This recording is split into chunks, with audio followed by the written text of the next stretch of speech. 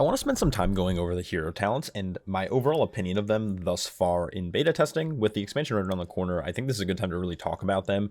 Blizzard has done a pretty good job at figuring out the kinks. Shadowpen was just fixed yesterday, and most other hero talents play fairly well. You know, there's been adjustments to Paladin, for example. Templar was kind of not clunky, but it had a very steep cost on the Hammer of Light. Then you had Aldraki Reaver that wasn't working for a long time.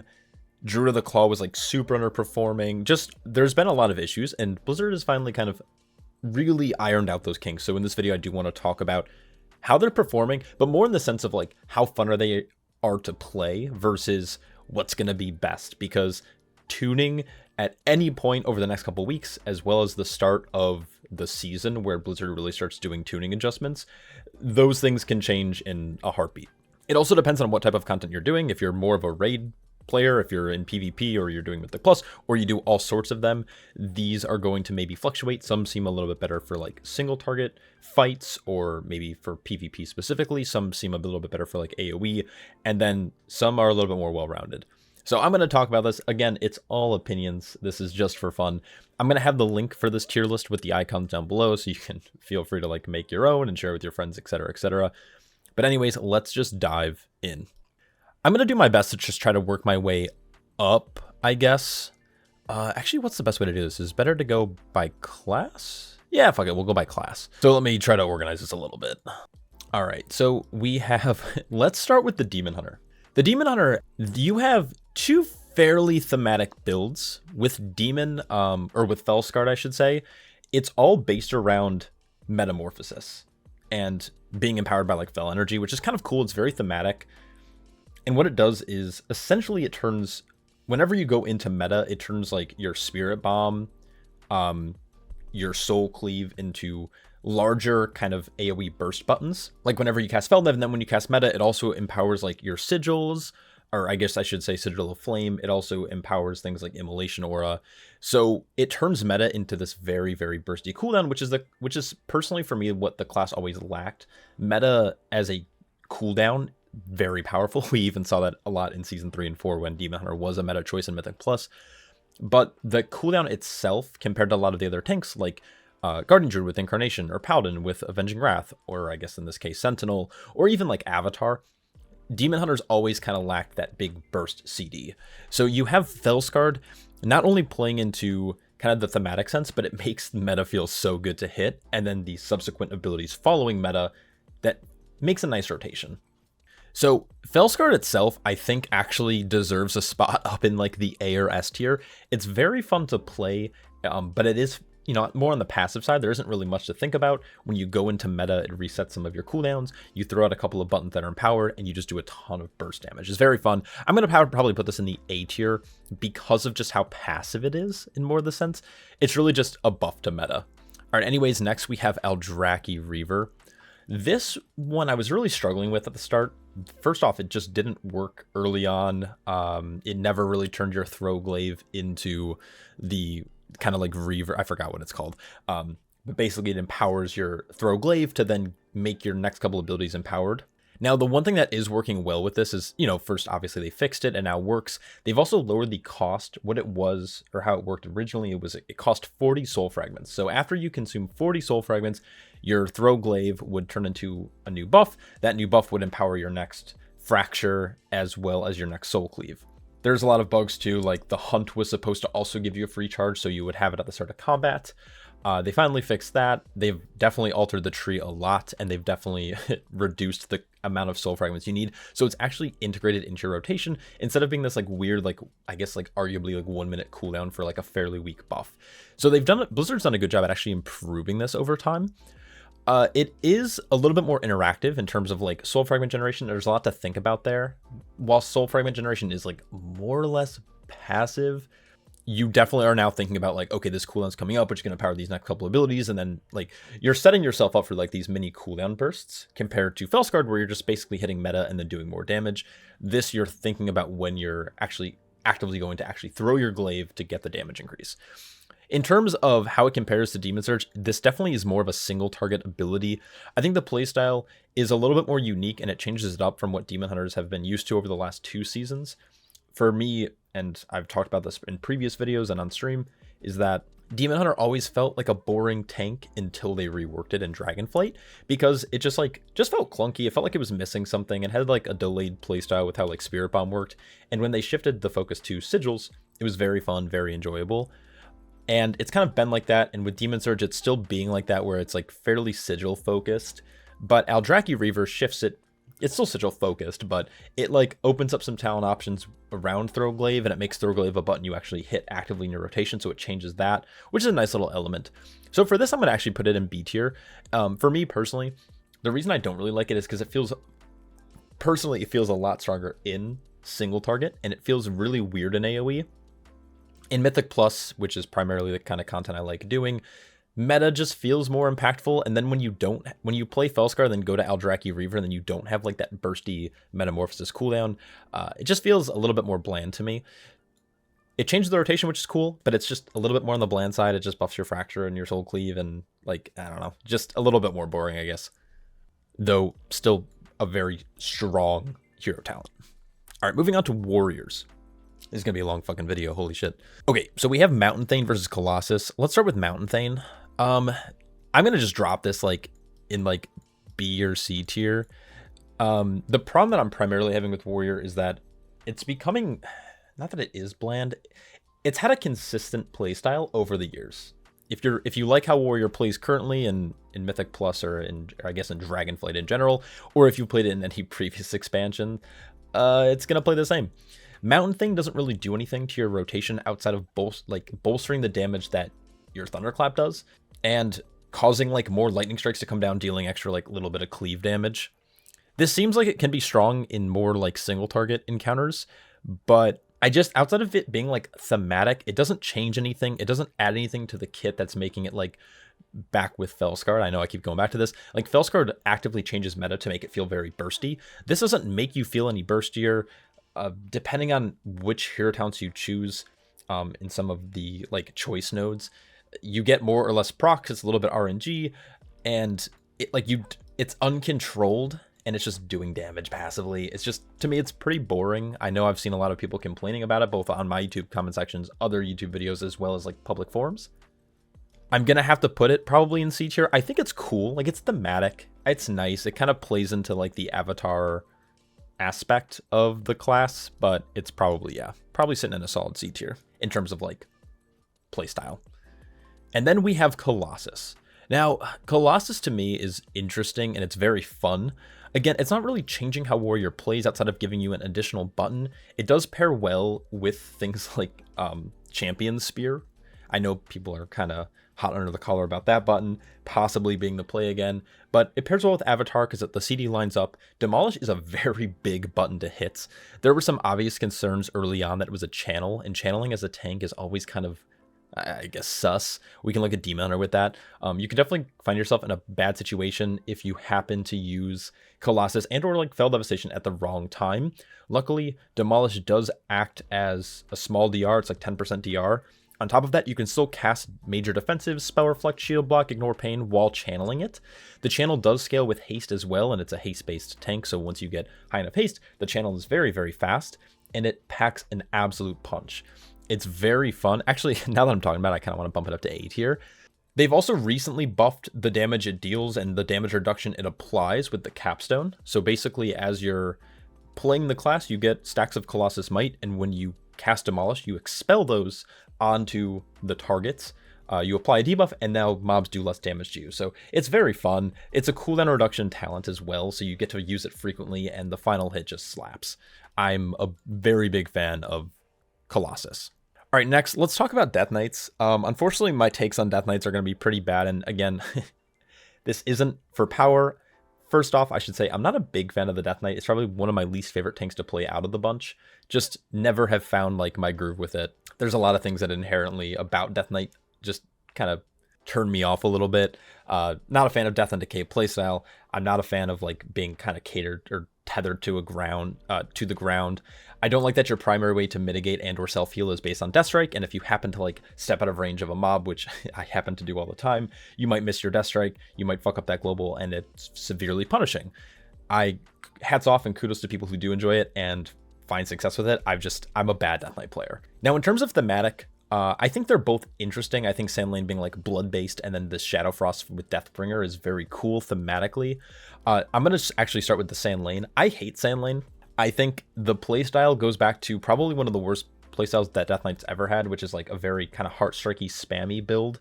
And then it also ties in a lot to like vampiric blood. I don't like this playstyle because it goes back and it reminds me a lot of like Shadowlands. I don't think it does much to the class itself. I will say that it's a little bit smoother to play than Deathbringer. I have other parts of Deathbringer that I'm like a huge fan of, but I'll talk about that in a second.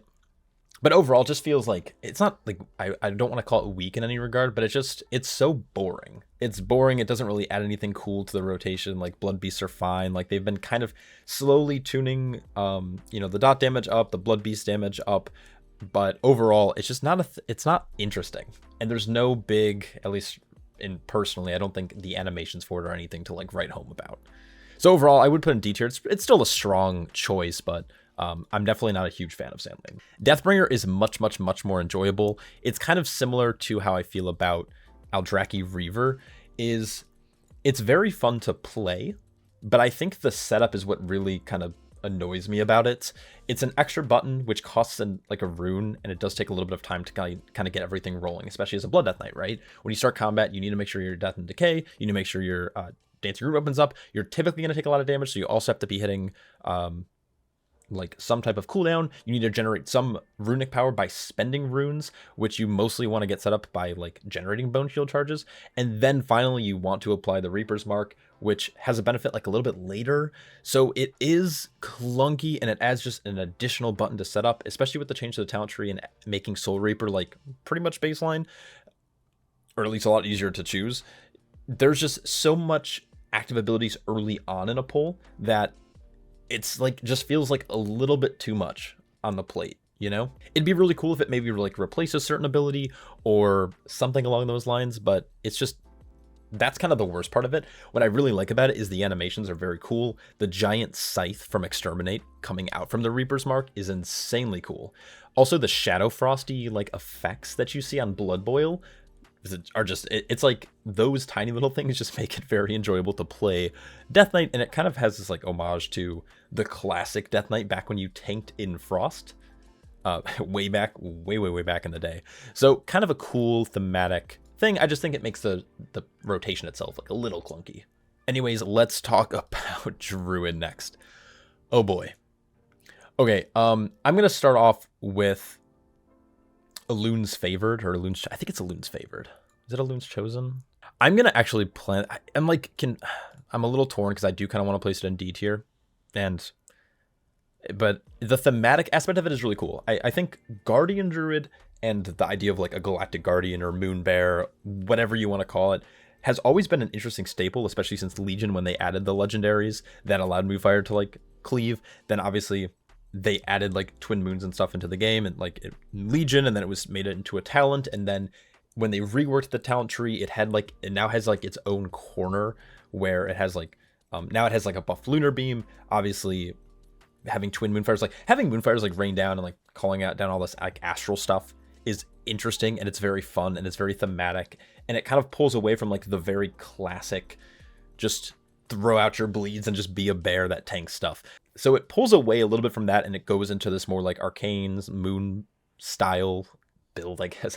I don't know what I'm actually saying here. The problem that I'm having with this is the playstyle functionality. Moonfire for Guardian Druid generally is a way to min-max DPS, is a way to pull mobs from afar, but that's ultimately what Moonfire has always really been for the Guardian Druid.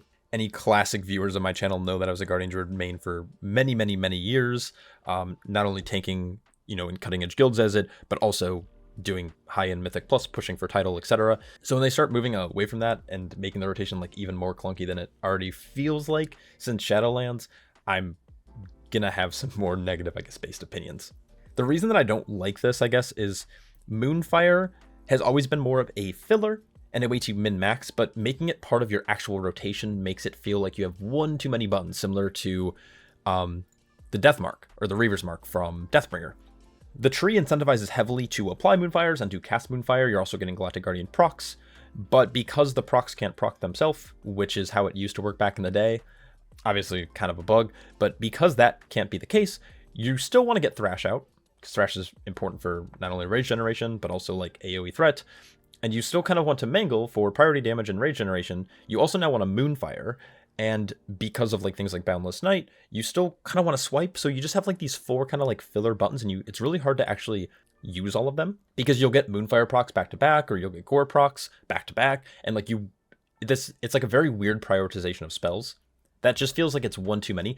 I would have liked them to see maybe Moonfire replace Mangle in this sense, right? So your Gore now resets Moonfire, making it free, or whatever it is. But because Mangle/Gore, or the proc of Gore still exists, and so does the Moonfire with Galactic Guardian, it just feels clunky.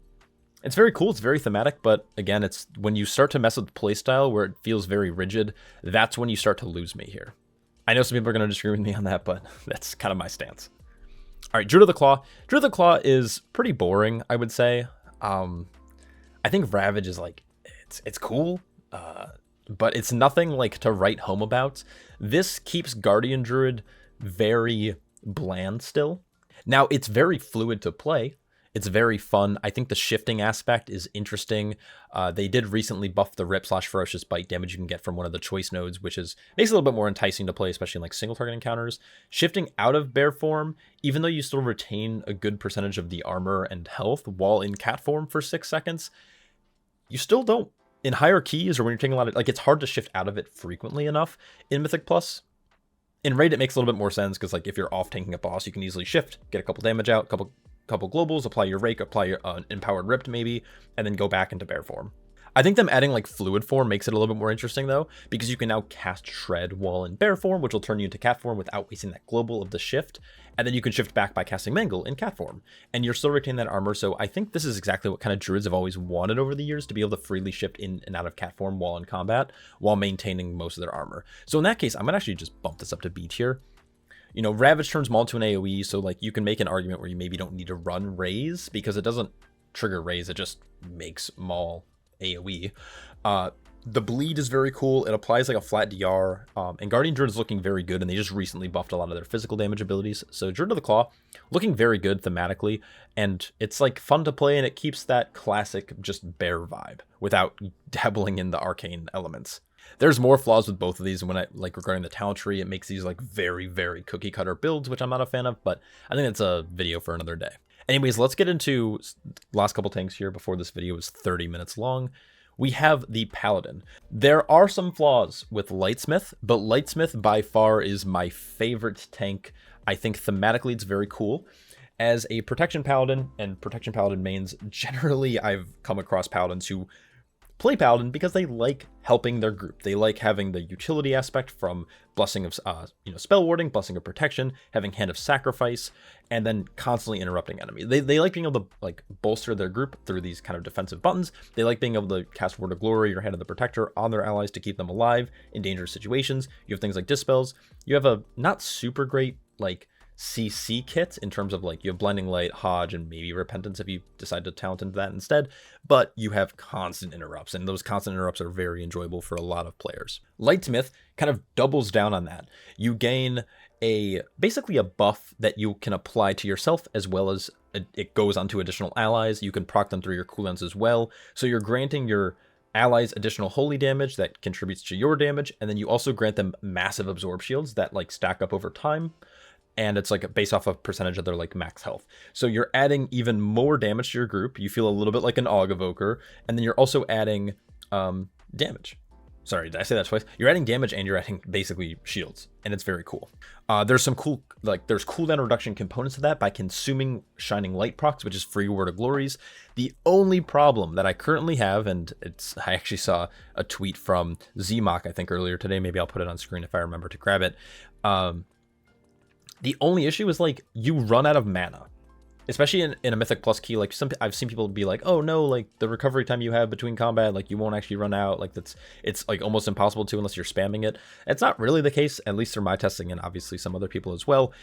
In Mythic Plus, you're generally incentivized to continuously pull, and like your healer can definitely step out to like drink.